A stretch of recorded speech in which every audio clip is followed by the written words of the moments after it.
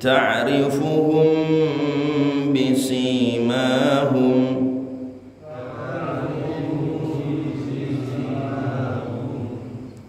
لا يسألون الناس إلحافا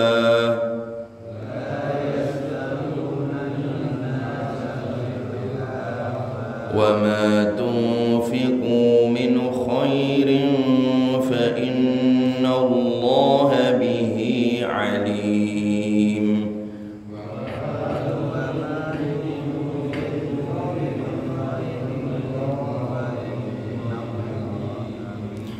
الذين ينفقون أموالهم بالليل والنهار سرا وعلانية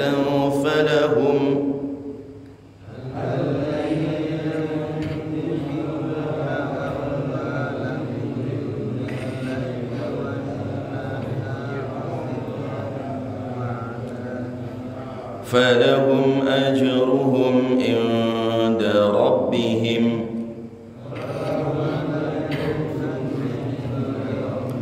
ولا خوف عليهم ولا هم يحزنون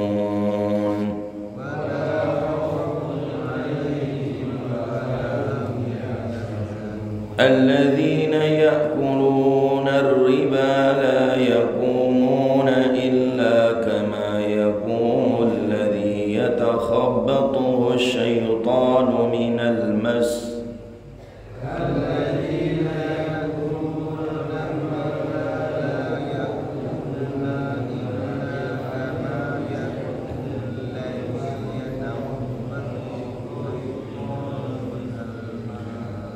ذلك بأنهم قالوا إنما البيع مثل الربا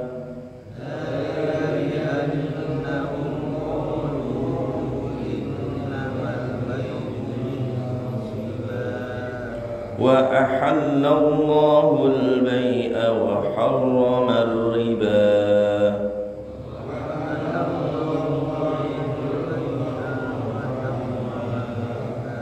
فمن جاءه موعظة من ربه فانتهى فله ما سلف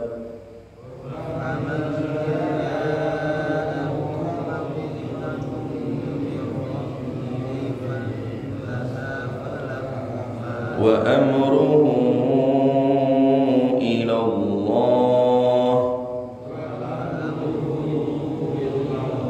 ومن عاد فأولئك أصحاب النار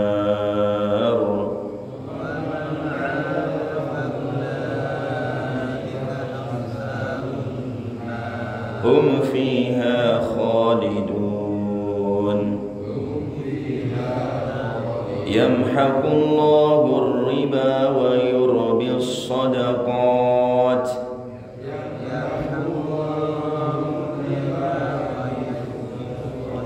والله لا يحب كل كفار أثيم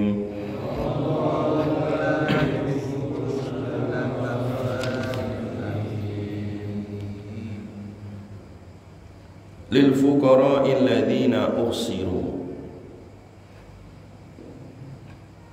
lilfuqara'i bagi orang-orang yang fakir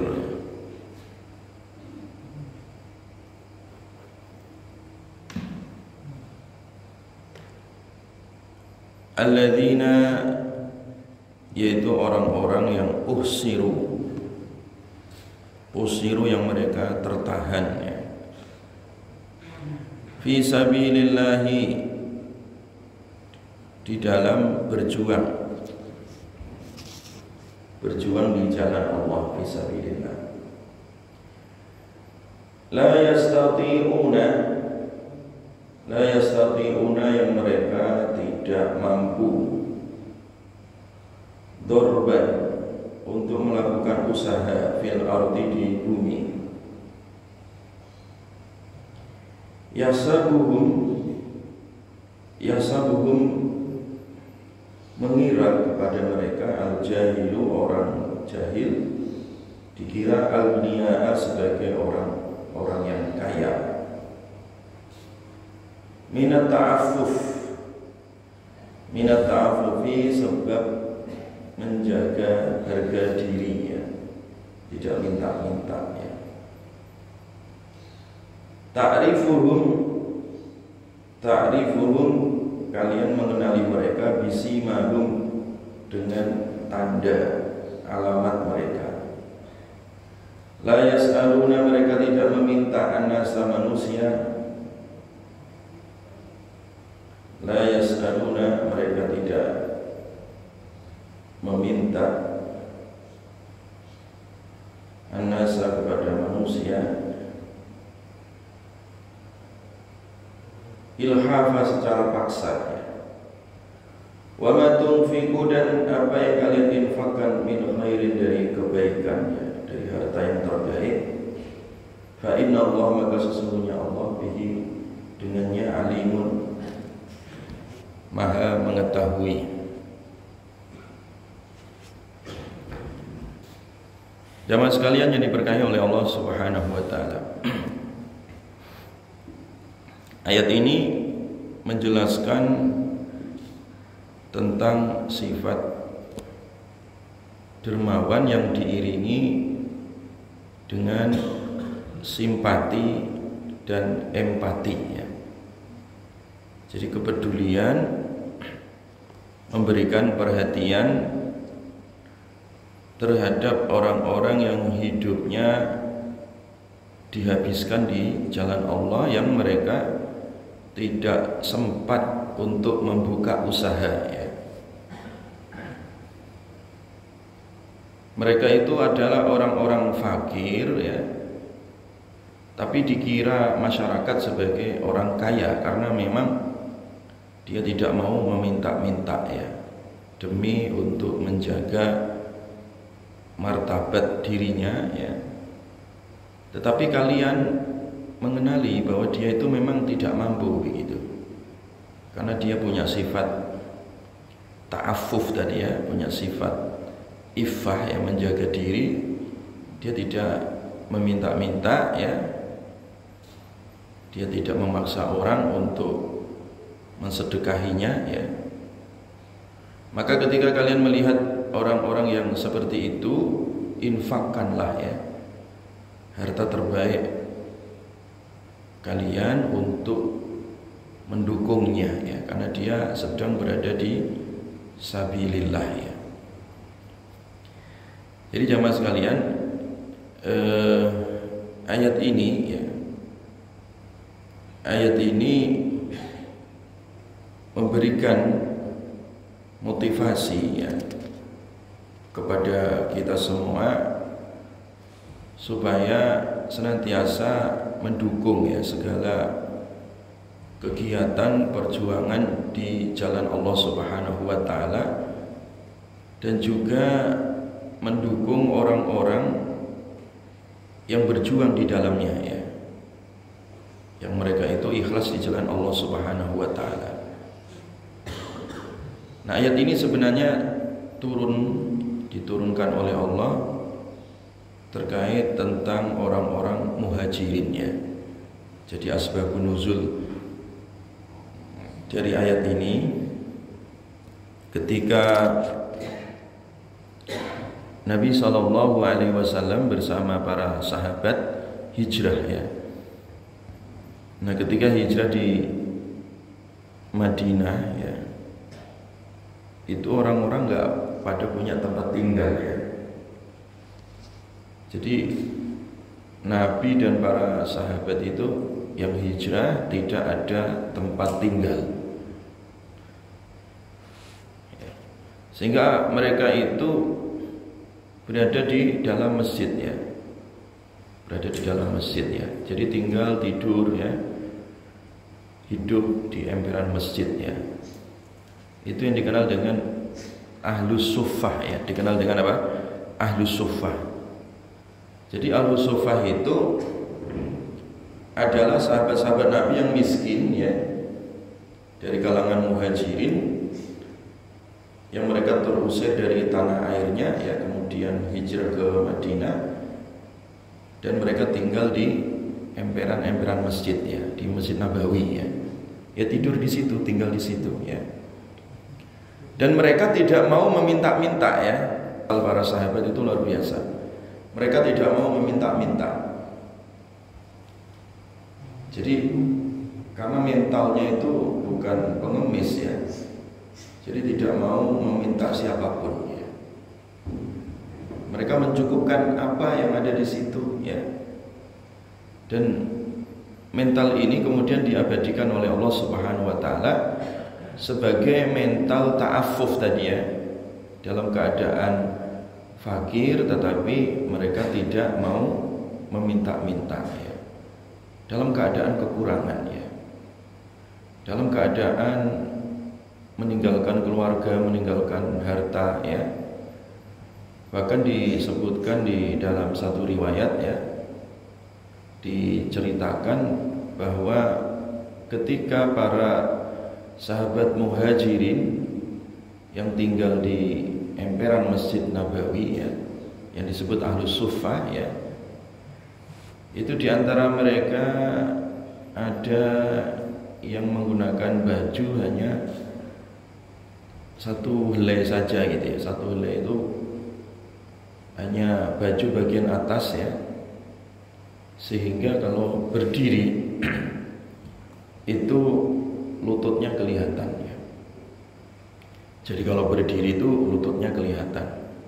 Maka mereka sambil jongkok ya, kalau berdiri itu agak agak jongkok sedikit gitu ya, supaya lututnya tidak kelihatan ya.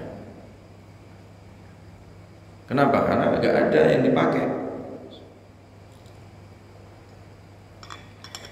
nggak ada yang dipakai ya. Tetapi mereka tidak mau minta-minta ya, mereka tidak mau minta-minta ya. Di tengah kemiskinan itu ya. Makanya turunlah surat ini, lil fuqara'il ladzina usiru fi sabilillah. Jadi mereka itu orang-orang kafir, orang-orang mukmin ya, yang fakir ya, yang kemudian mereka tertahan ya di jalan Allah Subhanahu wa taala. Jadi tidak ada apa yang dipakai ya, dan tidak ada apa yang dimakan ya. Maka turunlah ayat ini memotivasi sahabat-sahabat Ansor yang mereka itu berkecukupan ya. Mereka yang punya Madinah, tinggal di Madinah, untuk menginfakkan harta terbaik mereka demi kebutuhan logistik ya sahabat-sahabat muhajirin ya. Ya, karena sahabat muhajirin tadi itu mereka tidak mau meminta-minta ya, karena mentalnya mental tadi ya, punya martabat gitu ya. Walaupun dia pendatang, walaupun dia orang-orang yang terusir gitu ya. Jadi mentalnya bukan mental orang yang minta-minta, walaupun dalam keadaan fakir ya, walaupun dalam keadaan apa? Kemiskinan ya. Ini patut menjadi pelajaran yang berharga bagi kita semua ya, umat Islam khususnya. Jangan atas nama kefakiran kemudian merendahkan diri ya, dengan meminta-minta ya, atau mencari belas kasihan gitu ya. Dan hari ini itu banyak ya orang-orang mentalnya jatuh ya, bahkan tidak satu dua orang, mentalnya kolektif gitu ya, jatuhnya kolektif. Nah, sekarang ini lagi viral di Sukabumi itu ada satu kampung ya, itu profesinya joget-joget ya di TikTok gitu ya, namanya joget satbor apa itu. Jadi lagi viral itu, semua meninggalkan pertanian dan beralih jadi joget-joget, minta-minta di TikTok itu namanya apa ya, dapat apa saweran itu, ternyata yang nyawer itu ya jadi situs-situs judi online gitu kan ya. Yang akhirnya kemudian kemarin ditangkap itu ya pelopornya itu, karena memang itu yang menyawer itu, yang ngasih duit itu dari situs-situs judi online ya. Dan ketika dia joget-joget itu sambil mempromosikan judi online, situs ini gitu ya. Dan itu satu kampung gitu ya, satu kampung. Joget-joget, ada yang guling-guling di tanah, memalukan sekali itu ya. Jadi mental begitu rendahnya ya masyarakat kita ini ya, dengan cara meminta-minta, dan minta-minta sekarang itu canggih ya, mintanya secara online gitu ya. Jadi minta-minta digital. Jadi setan itu pinter, banyak setan digital sekarang itu ya.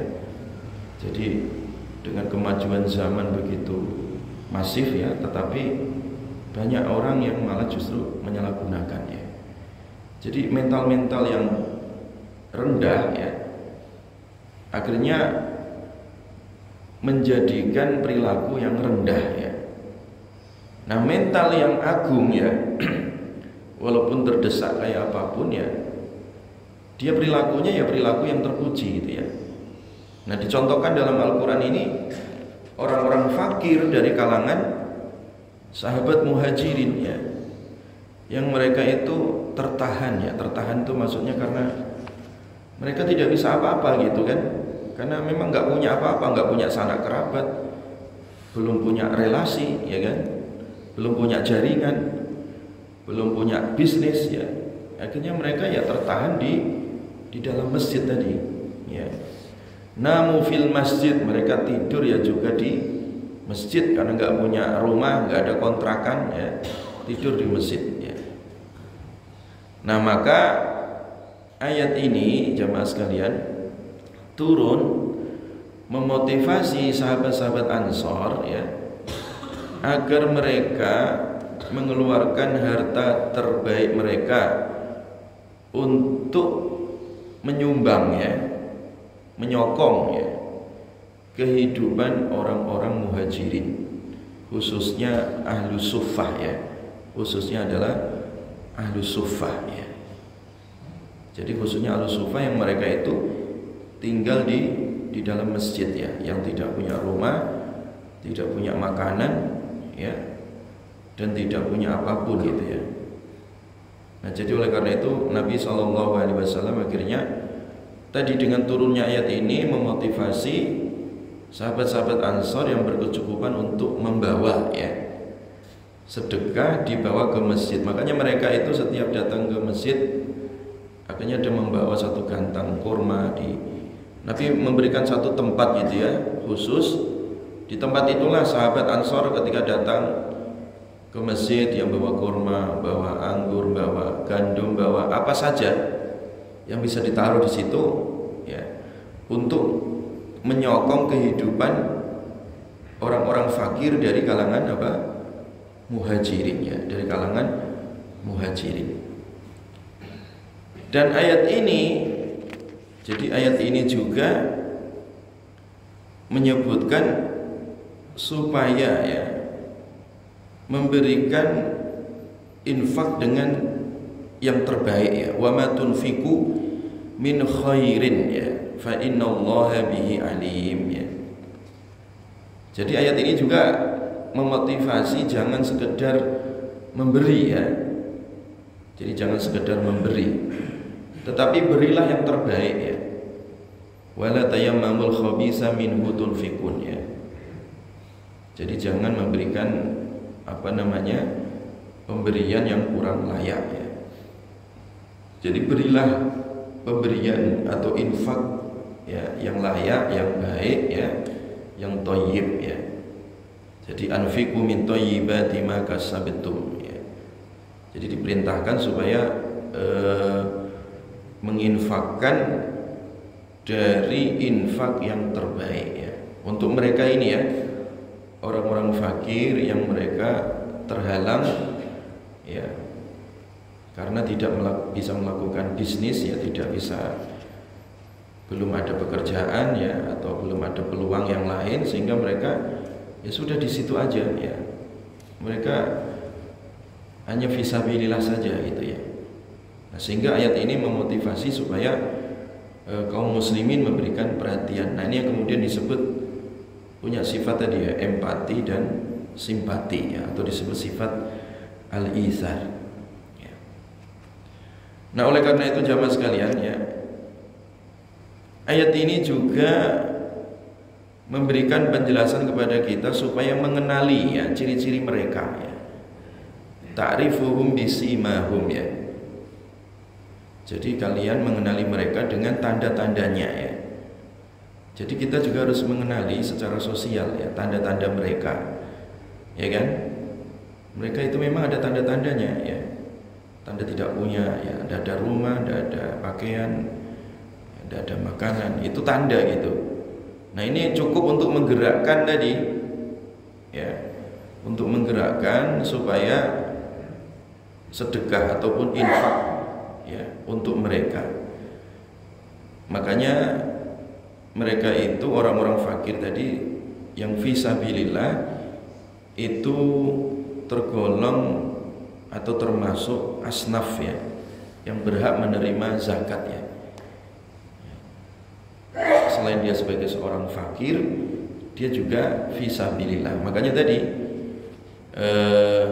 di dalam tafsir ini juga dijelaskan bahwa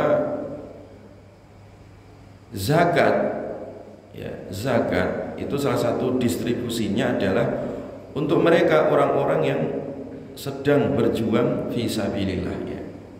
Jadi fisabilillah itu maknanya tidak hanya jihad ya, tidak hanya perang di jalan Allah, tapi juga fisabilillah maknanya adalah siapapun orang yang dia berjuang di jalan Allah Subhanahu wa taala, itu fisabilillah ya.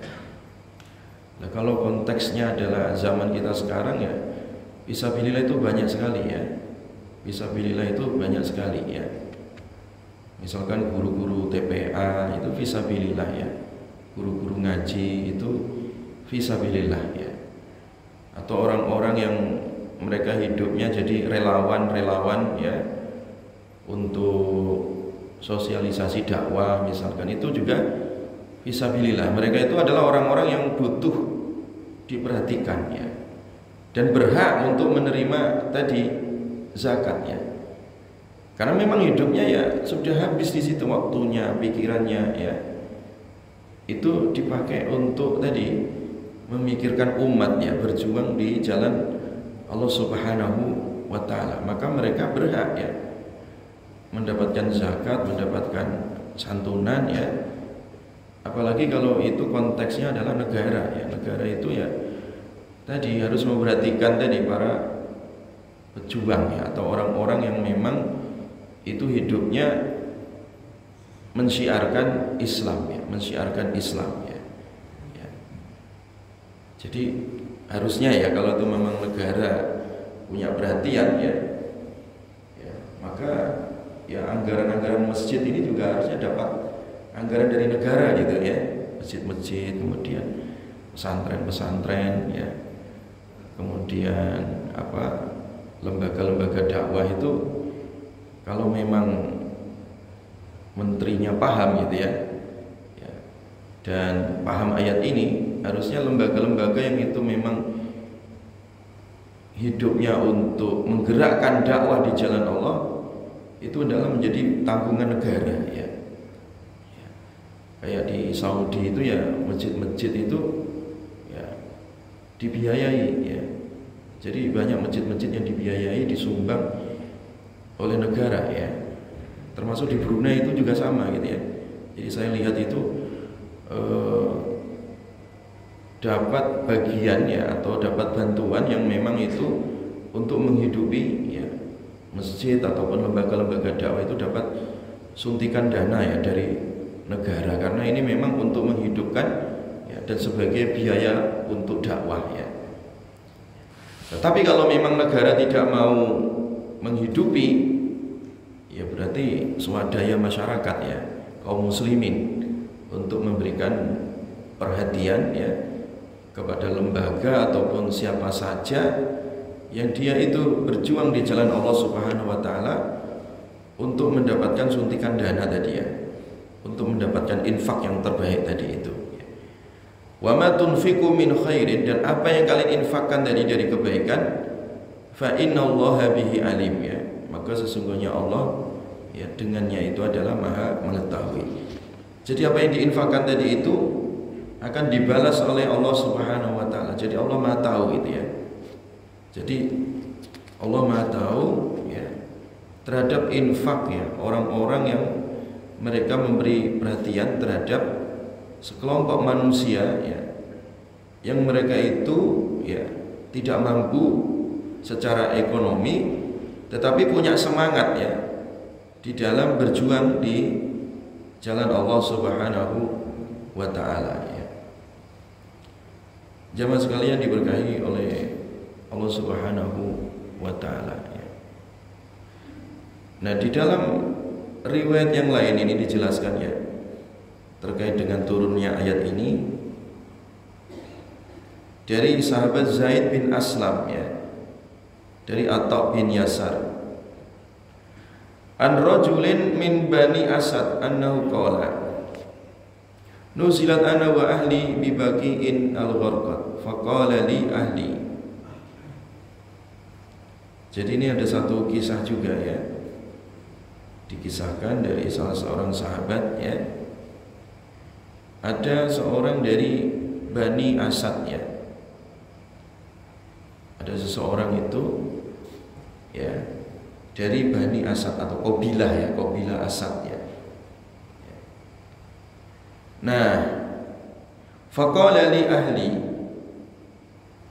jadi karena saking miskinnya ya, itu anak istrinya memerintahkan, idhab ila Rasulillah, pergilah engkau Pak, pergilah ya ke Rasulullah sallallahu alaihi wasallam, fas'alhu lana syai'an naqulu, mintalah sesuatu ya untuk kami supaya kami bisa makan ya.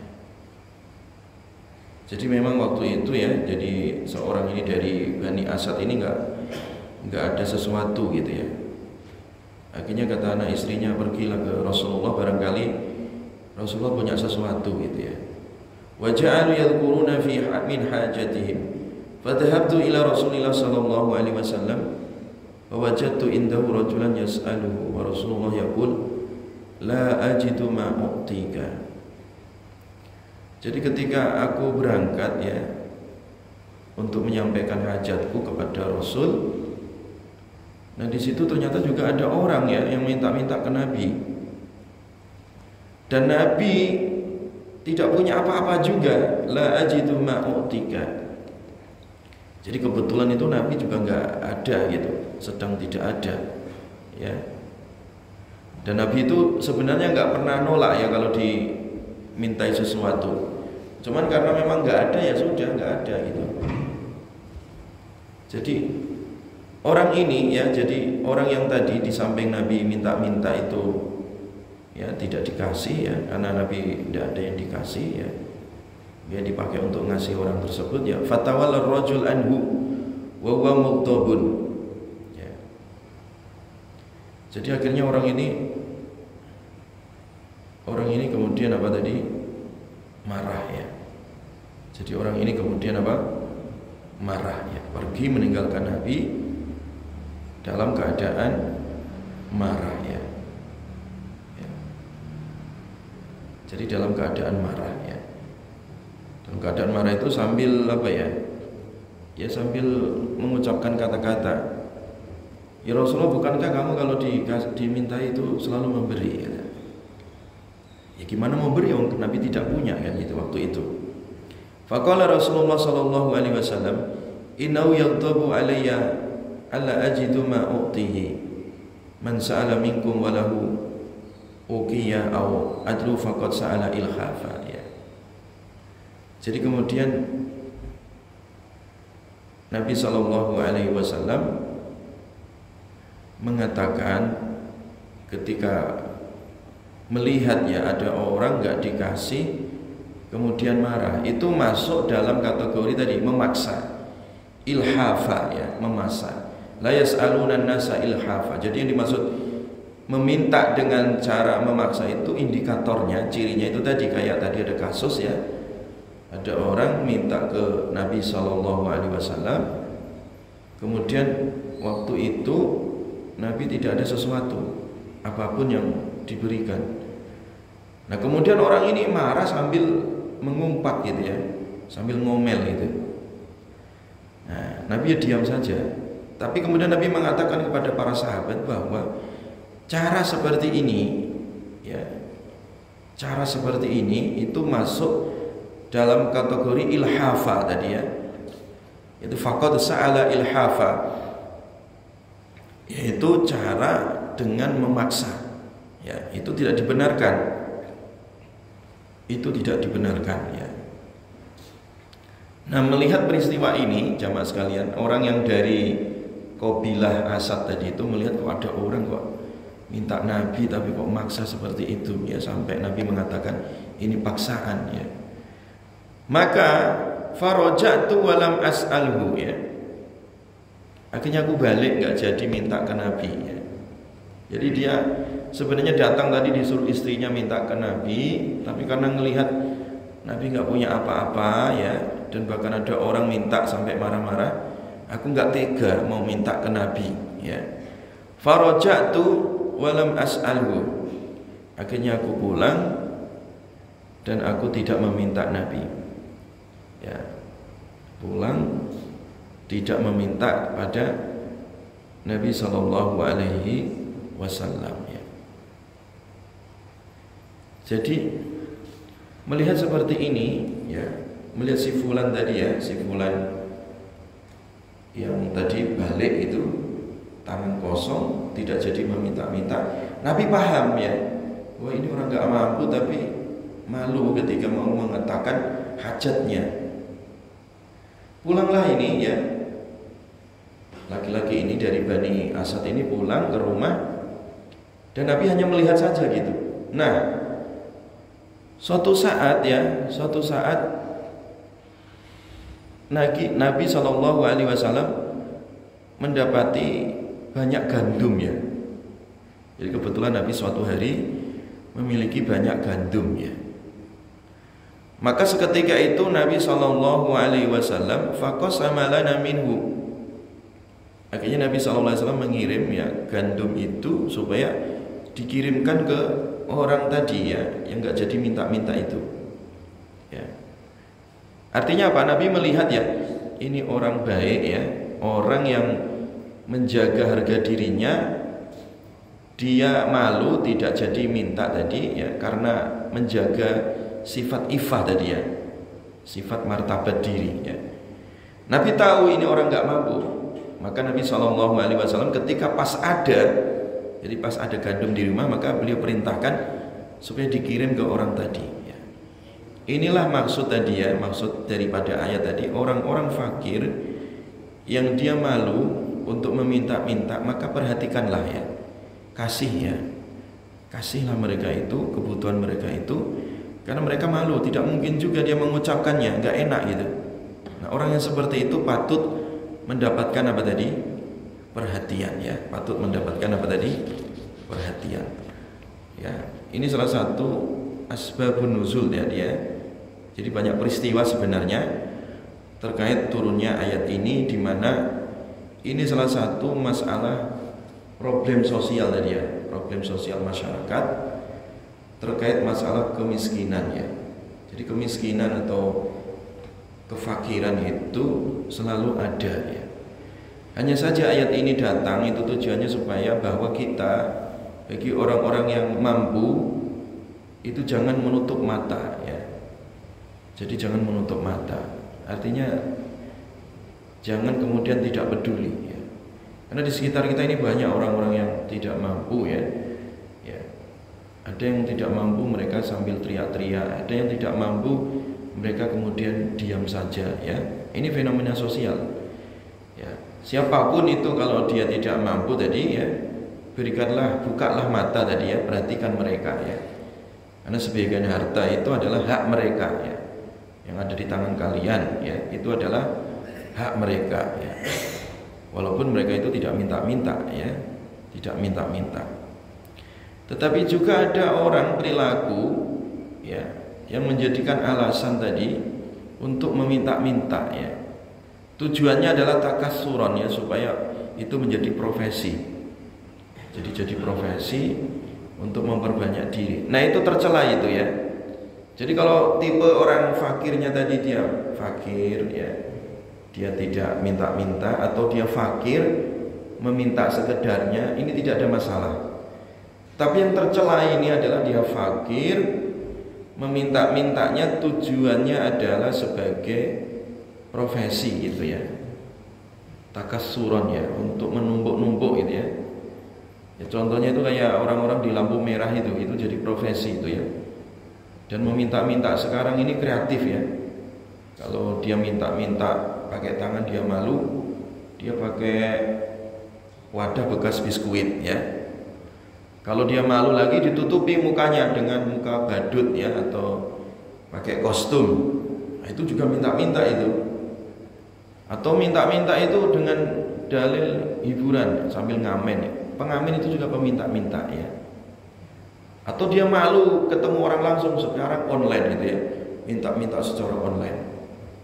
Jadi minta-minta ini berkembang pesat gitu ya, jadi sebuah profesi.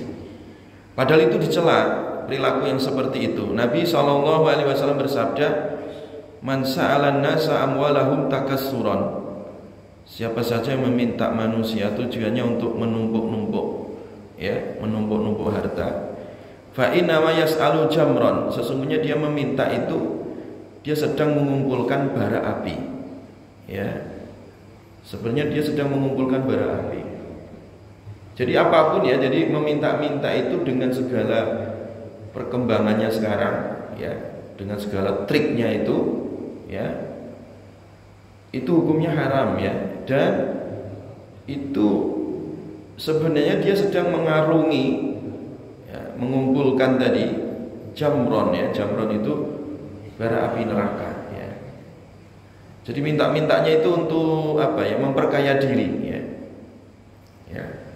Dan pernah juga di lampu merah Semplak itu ya, ada orang minta-minta ya, hidungnya itu memang hidungnya itu bolong gitu ya, pakai sajadah terus gak songkok ya.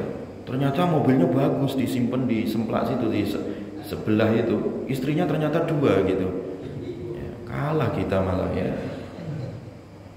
Ya.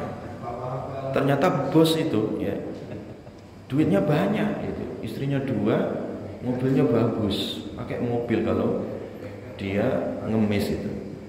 Dan ini mungkin di Taman Yasmin atau Taman Cimanggu itu kalau hari-hari Ahad kayak gini, itu saya sering lihat itu ya, pakai mobil kol brondol gitu ya, mobil bak itu. Nanti diturunin gitu, mak-mak itu bawa tas itu pak, itu ada bosnya itu, saya lihat sendiri. Itu nanti dia keliling ke rumah-rumah, Pak Haji, Bu Haji, sedekah gitu ya. Pagi-pagi itu mak-mak itu ya, ya. Itu setiap Ahad, Sabtu gitu ya. Atau dia bawa gledekan gitu, pura-pura bawa gledekan gitu ya. Itu kalau malam Jumat, ya, hari Jumat pagi di Jalan Baru itu, kalau saya pas pulang ngajar dari kampus itu pasti berjejer dari Mall Jogja itu sampai lampu merah ini Yasmin situ. Itu nggak tahu itu siapa yang ngasih informasi, itu bawa gledekan sampah itu dijejer gitu. Jadi ngemis ini udah jadi terorganisir gitu. Ngemis, ada organisasi pengemis di Bogor ini ya. Itu ormas itu ya. Jadi ormas. Ormas kok ngemis gitu ya. Ya Allah ya kira. Jadi profesi. Dan yang paling jahat lagi sekarang itu ya, menggunakan topeng anak-anak yatim ya. Itu yang kasus di mana itu ya, yang ada seorang ustadz palsu gitu ya, yang tampangnya kayak bencong ya.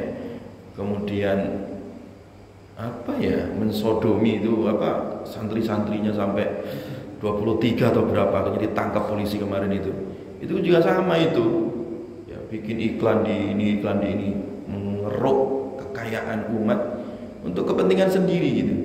Banyak juga yang kayak gitu itu ya, jadi atas nama lembaga dakwah tapi sebenarnya untuk kepentingan pribadi gitu ya. Jadi mengumpulkan harta tapi tujuannya untuk kepentingan pribadi, itu juga sama, ngemis namanya. Kecuali kalau dia mengumpulkan harta tadi, ya memang dialokasikan, didistribusikan untuk anak-anak yatim atau memang untuk kegiatan dakwah, nggak ada masalah. Tapi masalahnya itu kalau untuk memperkaya diri itu, ya, memperkaya diri, ya, atau untuk menipu orang, nah gitu kan. Ya, makanya sekarang ini hati-hati saja ya, memang dengan apa ya, zaman sekarang ini ya, mental jatuh tadi ya, mentalitas ya, tangan di bawah tadi ya, mentalitas tidak punya rasa malu ya, itu yang menyediakan tadi profesi mengemis itu dijadikan penghasilan ya, untuk menumpuk kekayaan ya, untuk menumpuk kekayaan. Waktu dulu saya masih kuliah di Jakarta itu, saya dengan teman-teman itu ikut aktif jadi ini bina anak-anak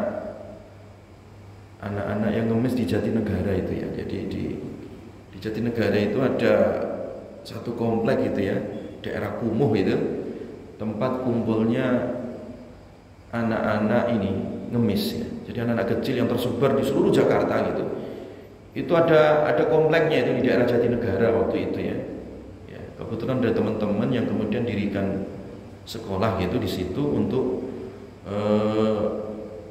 menarik anak-anak pemulung atau anak-anak yang minta-minta itu supaya sekolah. Itu kalau TK mereka mau sekolah masih, tapi kalau SD udah nggak mau katanya. Kenapa? Enakan di jalan katanya ketika kita tanya itu. Kenapa? Mereka penghasilan sehari waktu itu bisa dapat 100.000 waktu itu ya. Ya. Dengan dia minta-minta di jalan-jalan itu, dan makannya nggak mau tahu tempe, makannya ayam itu. Nah, saya tahu itu. Jadi terorganisir, mereka sudah merasa nyaman ya di jalan-jalan minta-minta ya, sehingga mentalnya itu jatuh ya, mentalnya jatuh ya. Ya. Bahkan ada ya di daerah Jakarta Timur itu, dari kecil itu anak digendong sama bapaknya, pura-pura digendong, sampai gede itu digendong terus gitu untuk minta-minta di lampu merah ya, itu terjadi ya. Nah ini mental yang kemudian dicela oleh Nabi SAW. Jadi jangan punya mental pengemis tadi ya.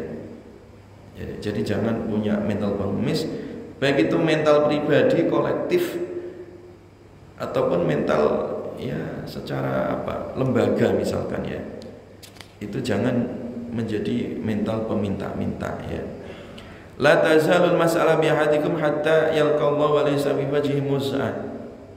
Nanti di hari kiamat itu orang yang suka minta-minta ya, orang yang suka minta-minta untuk memperkaya diri itu nanti dibangkitkan pada hari kiamat, sementara wajahnya nggak ada dagingnya ya, jadi kayak tengkorak itu, wajahnya habis, nggak ada daging ya, sebagai tanda dia nggak punya rasa malu ya, tidak punya rasa tidak punya rasa malu. Nah, orang yang seperti itu ya disebabkan tadi karena memang mentalnya peminta-minta ketika di dunia ya. Jamaah sekalian, kita tambah satu ayat lagi ya. Alladzina yunfikuna amwalahum bil-laili wan-nahar ya. Yaitu orang-orang dermawan tadi yang mereka menginfakkan amwalahum, harta mereka, bil-laili pada malam hari, wan-nahari dan pada siang hari. Sirran secara rahasia, wa niatan dan secara terang-terangan. Falahum ajruhum, maka bagi mereka ajruhum, pahala mereka, inda rabbihim, di sisi Rabb mereka. Wala khaufun, tidak ada rasa takut, alaihim, atas mereka, walahum, dan tidak ada mereka itu bersedih, walahum yahzanun. Jamaah sekalian diberkahi oleh Allah Subhanahu wa taala ya. Ayat ini kemudian memuji ya para dermawan ya. Para dermawan, orang-orang yang tadi menginfakkan hartanya dalam semua keadaannya, siang malam, dalam keadaan sendiri, nggak tahu ketahuan orang, rahasia ya, atau dalam keadaan ketahuan orang ya, dia berinfak gitu ya. Ya. Jadi infaknya itu siang malam dia infak terus ya. Kemudian saat sendiri nggak ketahuan orang dia infak. Wa ala niatan, atau dia diketahui orang juga dia infak ya. Ini ciri khas dermawan ya. Jadi ciri khas dermawan itu kedermawanannya nggak dibatasi waktu, mau siang, mau malam, mau ketahuan orang, mau tidak ketahuan orang ya. Ini ciri khas orang-orang yang dermawan ya. Jadi ini orang-orang yang seperti ini ya. Orang-orang yang seperti ini itu dipuji oleh Allah Subhanahu wa taala ya. Jadi makanya dulu sahabat itu ya melihat ayat ini itu kemudian mengamalkan tadi ya. Jadi mereka itu punya program sedekah malam di malam hari, sedekah di siang hari ya, sedekah di saat nggak ketahuan orang, sedekah di saat ketahuan orang. Jadi semua keadaan dia lakukan gitu ya. Jadi sedekahnya nggak pas hari Jumat ketika ada keropak amal gitu. Kadang orang itu sedekahnya seminggu sekali, ya bagus sih, tapi harus ditingkatkan tadi ya. Nah kalau sahabat tidak tadi setiap hari dan itu diprogramkan siang, malam, sendiri atau dalam keadaan keramaian ya. Jadi sedekah menjadi sebuah kebiasaan di sini ya. Sedekah menjadi sebuah apa? Kebutuhan gitu ya. Jangan kemudian kalau sedekah itu merasa kita yang memberi, tidak, itu justru kita digerakkan oleh Allah ya untuk berinfak ya. Ya, itu sebab karunia ya dari Allah Subhanahu wa taala. Dan itu memang harta mereka gitu. Nah, kita ini hanya dititipin saja gitu. Hanya lewat gitu harta. Ya. Ya makanya ayat ini melatih tadi menjadikan sedekah itu sebagai kebiasaan. Siang, malam ya. Kemudian sirra wa alaniyah, ya malam siang, kemudian saat sendiri ataupun saat di keramaian ya. Nah orang yang seperti itu, nana jaminannya ini hidupnya itu bahagia ya hidupnya. Falahum ajruhum. Kenapa? Karena diberikan pahala oleh Allah ya. Makanya hatinya itu nggak ada rasa takut, nggak ada rasa sedih, bahagia namanya kan. Kalau orang itu hatinya tidak ada rasa khawatir ya, tidak ada rasa takut dan tidak ada rasa sedih. Jadi hatinya itu longgar ya, hatinya plong gitu ya. Jadi hatinya itu bahagia ya. Nah bahagia tadi, hati yang bahagia tadi itu sebab tadi rahmatnya Allah diturunkan ke dalam hati orang tersebut yang dermawan tadi ya. Karena ketika orang memberi itu ya, orang memberi itu kan otomatis ada rasa bahagia ya, yang tidak terukir dengan kata gitu ya ketika kita memberi itu ya. Ya. Dan itu kebahagiaan ya. Nah ketika itu menjadi sebuah kebiasaan, lama-lama terus begitu ya, continue seperti itu. Nah ini akan menjadi kebahagiaan yang abadi ya. Tidak ada rasa takut, tidak ada rasa sedih ya. Ya kan? Nah kebanyakan orang sekarang ini kan harta itu nggak menjamin mengusir rasa takut, rasa sedih. Banyak orang yang punya harta yang ketir-ketir malah sekarang ini kan. Ya, banyak yang ketir-ketir. Apalagi kalau hartanya tidak halal ya. Ya. Apalagi hartanya tidak halal. Dan orang-orang yang seperti itu yang kikir ya, yang numpuk-numpuk hartanya untuk kepentingan pribadi itu tidak akan pernah bahagia sebenarnya hidupnya itu. Kenapa? Gak ada berkah Pak. Apalagi kalau dia itu ngambilnya dengan cara yang gak benar ya. Ada kasus kemarin itu ya, ngeri sekali itu ya. 3 hakim menvonis bebas anak pejabat, anak DPR ya, yang membunuh ya, jelas ya, terekam CCTV tapi dibebaskan ya dengan kasusnya Tanur itu ya. Dan ternyata itu nyampe kong kali kongnya itu sampai ke Mahkamah Agung ya. Ya ada satu pegawainya itu punya duit nyimpen di berangkasnya itu kok sampai 900 sekian miliar, jadi hampir 1 triliun itu. Hanya pegawai kelas apa itu dia punya duit segede itu ya. Jangan-jangan setiap hari itu nyayurnya dolar di sayur itu dimakan itu ya. Sampai seperti itu orang rabusnya ya. Wal iyadzubillah itu ya. Jadi memang manusia itu nggak ada habisnya itu kalau masalah urusan harta itu ya. Urusan duit tadi itu ya, mentalitasnya itu yang rusak. Makanya ayat ini mendidik mentalitas yang miskin tadi jangan jadi pengemis-kemis tadi. Yang kaya juga jangan terlalu rakus. Makanya dilatih, diprogramkan siang malam sendirian saat keramaian. Jadikan sedekah itu sebagai sebuah kebiasaan, sebuah kebutuhan gitu. Artinya kalau nggak sedekah kita lapar gitu. Kalau nggak sedekah kita mati gitu. Jadi kebutuhan gitu. Kayak nafas kita ini. Kalau kita nggak bernafas, nggak punya oksigen, ya mati. Demikian juga itu. Jadikan sedekah itu kalau kita nggak biasa sedekah, anggap saja kita udah mati gitu. Ya. Jadi sampai seperti itu ayat menjelaskan supaya menjadikan sedekah ini menjadi sebuah budaya, perilaku, kebiasaan, mentalitas ya, menjadi akhlak ya. Yang tidak perlu diumumkan misalkan baru sedekah, tidak ya. Ya di mana saja dia sedekah, mau siang, mau malam, ya mau dilihat orang mau tidak, dia sedekah tadi karena memang ini menjadi sebuah akhlak, menjadi sebuah mentalitas. Nah, kalau sudah itu menjadi sebuah mentalitas, maka dia ciri sebagai orang yang bahagia tadi. Wala khaufun 'alaihim wala hum yahzanun. Jadi tidak ada rasa takut dan tidak ada rasa sedih. Nah, ini jaminan kebahagiaan. Jadi salah satu kunci kebahagiaan tadi itu adalah dengan sedekah. Jadi kalau kau ingin bahagia, sedekahlah. Jadi sedekah di siang hari, di malam hari, saat sendiri ya, dan juga saat di keramaian. Kita bisa coba ya, kita bisa uji coba gitu ya.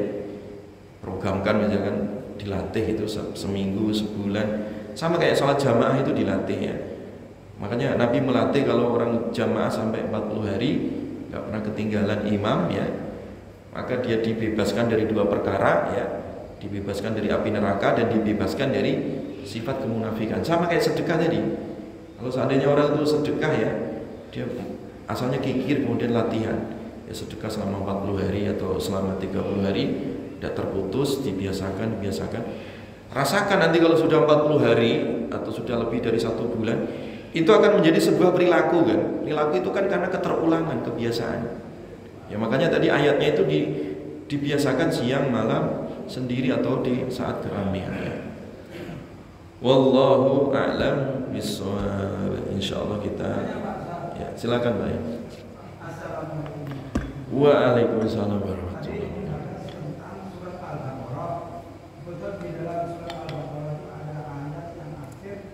Ketika saya mengikuti kebiasaan para habaib itu, kalau dilatih itu asal